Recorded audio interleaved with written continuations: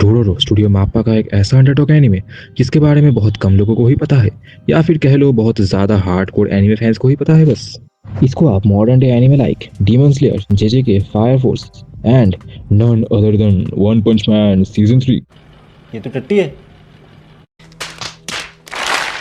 इन लोगों के साथ कंपेयर मत करना, क्योंकि ये उनसे बहुत ज़्यादा अलग है। और वो क्यों है वो हम आगे डिस्कस करेंगे। तो हेलो गाइस, मेरा नाम है ज़ाइनॉक्सिस और मैं कोई ऑर्डिनरी एनिमे फैन नहीं हूँ। मैं खुद का भी स्टैंडर्ड बनाऊंगा और आप लोगों का भी। तो इसी तरीके की कंटेंट से जुड़े रहने के लिए प्लीज़ डू सब्सक्राइब।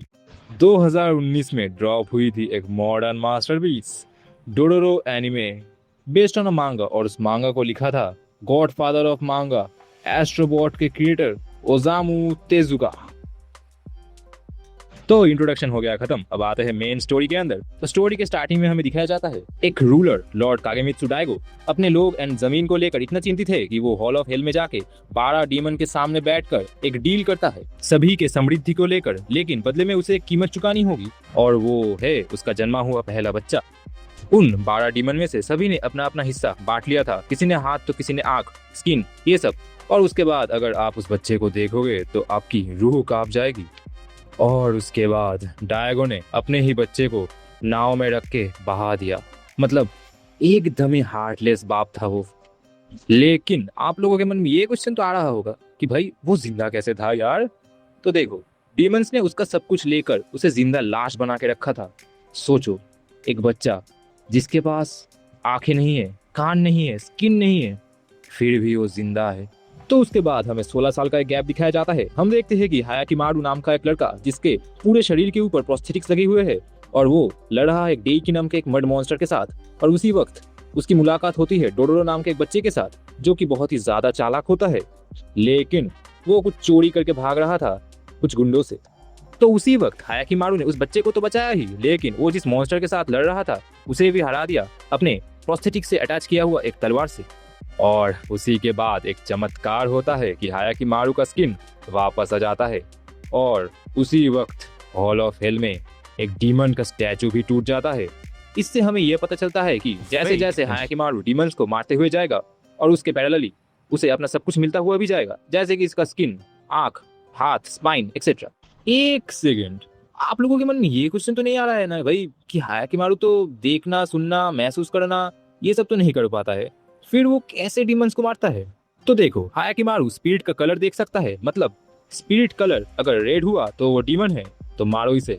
और नॉर्मल इंसान का कोई कलर शो नहीं करता उसे। तो इसके बाद स्टोरी थोड़ा सा शिफ्ट होता है और हमें दिखाया जाता है कि वो लोग एक गांव में पहुंचते हैं। वहां पे बांडाई नाम की एक खूबसूरत लड़की का राज चल रहा था, लेकिन फिर हमें पता चलता है कि वहां पे एक डीमन का आतंक भी है, और वो डीमन वहां से गुजरने वाले सारे यात्रियों को मार देता है। लेकिन बाद में हमें ये भी रिवील होता है कि वो डीमन और कोई नहीं, वही औरत है। और उसके बाद क्या, हायाकिमारू उसे भी हरा देता है, एंड इसके बदले में उसे मिलता है अपना सेंट्रल नर्वस सिस्टम। मतलब अब हायाकिमारू दर्द को भी महसूस कर सकता है।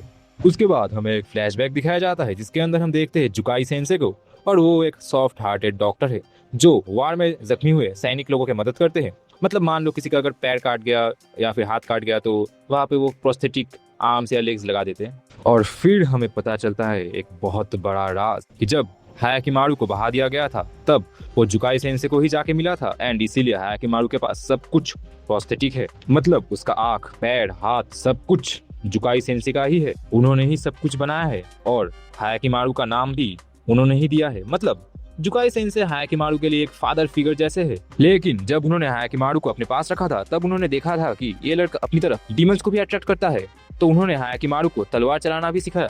और उसके बाद जब हायाकिमारू ने एक लीजर डीमन को मारा, फिर उसका एक राइट लेग भी वापस आ गया। और उसके बाद फिर क्या, जुकाई ने ये बात फिगर आउट कर लिया कि उस बच्चे के सारे बॉडी पार्ट्स किसी ने अपने स्वार्थ के लिए डीमंस के साथ ट्रेड किया है, और जैसे जैसे ये बच्चा वो डीमंस को हराएगा वैसे वैसे उसके सारे पार्ट्स मिलते हुए जाएंगे। एंड इसीलिए उन्होंने हायाकिमारू के प्रोस्थेटिक्स के अंदर तलवार फिट किया था ताकि हायाकिमारू उन सब डीमंस को मार पाए एंड खुद का जो भी खोया है वो सब वापस ले सके। एनीवेज, प्रेजेंट पे हमें ये दिखाया जाता है कि हायाकिमारू पहली बार बारिश को महसूस करता है अपने स्किन के ऊपर। एनीमे के अंदर ये एक बहुत ही ज्यादा ब्यूटीफुल मूवमेंट दिखाया गया है। फिर हमें दिखाया जाता है एक कैरेक्टर तानोसुके जिसके पास एक तलवार है, और वो तलवार एकदम खून की प्यासी है। क्योंकि जब डोडोरो भी उसके पास गया था तब वो भी कुछ अजीब बिहेव कर रहा था। तो शॉर्ट में बताओ तो हायाकिमारू ने फिर तलवार को नष्ट कर दिया और उसके साथ साथ उसके यूजर को भी मार दिया, और उसके बदले में हायाकिमारू को मिला उसका कान।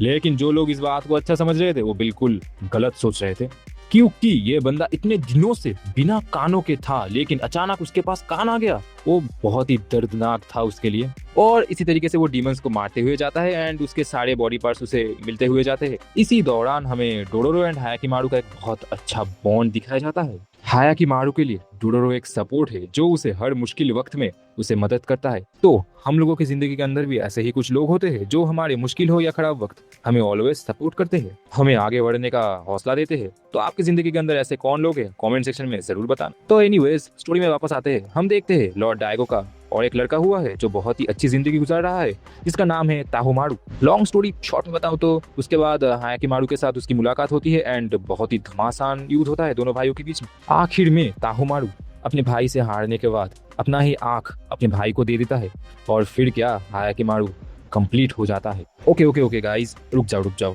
मैं बस इतना ही बताऊंगा क्योंकि 8 मिनट के वीडियो के अंदर बच्चे की जान लोगे क्या। तो अगर आपको और भी डिटेल में जानना है तो एनीमे को जरूर चेकआउट करना, बहुत ही अच्छा एनीमे है वो।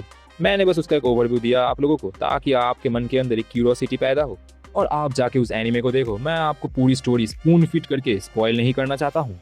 ओके, मैं बस आपको एक ही स्पॉइलर दे सकता हूँ, कान बंद कर लो अगर सुनना नहीं है तो। स्पॉइलर ही है कि डोडोरो कोई लड़का नहीं है, वो एक लड़की है। मुझे पता है ये कुछ ज्यादा ही बड़ा स्पॉइलर हो गया। राइट गाइस, वीडियो को ही बड़ी खत्म करते हैं। इस बार मैंने कुछ नया ट्राई किया है और इसे बनाने में मुझे बहुत ज्यादा मेहनत लगी है। तो अगर आपको वीडियो अच्छी लगी है तो वीडियो को लाइक कर देना, शेयर कर देना अपने दोस्तों के साथ, और अगर आपको ऐसे ही तबाहीदार कुछ कंटेंट चाहिए तो चैनल को सब्सक्राइब कर देना। इस बार मैं किसी को भेज नहीं रहा हूँ, तो प्लीज सब्सक्राइब कर दो। मुझे पता है आप लोग कर ही दोगे। तो मैं मिलता हूँ अगले वीडियो के अंदर, तब तक के लिए बाय बाय।